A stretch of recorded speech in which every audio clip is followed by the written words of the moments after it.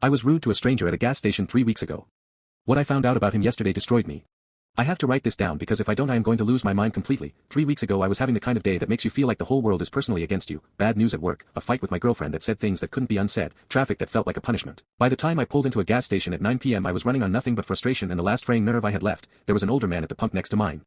Late 60s maybe, thin jacket for a cold night, moving with the kind of slowness that comes from carrying more than just age. He was struggling with the card reader, tapping it, waiting, tapping again, clearly going nowhere. He turned to me and asked very politely, almost apologetically, if I knew whether the machine needed a zip code, and I, without even fully looking at him, without even a moment of basic human decency, said sharply that I didn't know and that I wasn't a gas station employee. He just said sorry, one word, quiet, reflexive, like he'd been conditioned to apologize for taking up space. He turned back to the machine and I turned back to mine and that was that. When I was pulling out I glanced over and saw him putting in a few dollars, the kind of transaction that isn't a preference, it's a limit, thin jacket, few dollars, cold night, and I had just spoken to him like he was an inconvenience. I drove home, I told myself I was tired, I told myself it wasn't a big deal. I told myself 100 small lies to get through the night and most of them almost worked, almost. I went back to that gas station the next day hoping to see him, and the day after that, and 3 or 4 times after that over the following weeks. I don't know exactly what I planned to say but I needed to say something. I needed to be a different person than the one he met that night. He was never there.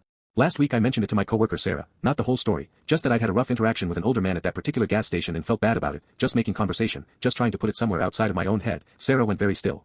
She asked me to describe him. I did, the age, the jacket, the way he moved, the way he said sorry like it cost him nothing because he'd already paid that price 1,000 times. Sarah put her coffee down slowly and told me that her father-in-law had been going to that gas station for 30 years, that it was his routine, that he'd been diagnosed with early-stage dementia earlier this year and had been having more and more trouble with simple things, card readers, zip codes, everyday tasks that were becoming mountains. She showed me a photo on her phone. It was him, it was the same man. I felt the floor shift under me in a way I cannot fully describe. Then Sarah's expression changed and she told me the rest. She told me that 2 weeks ago he had a fall at home, that he'd been in the hospital since, that the family was together and that it wasn't looking good, that the doctors were saying it was a matter of time, that the last normal night he had outside of his house before everything changed was most likely that night, at that gas station.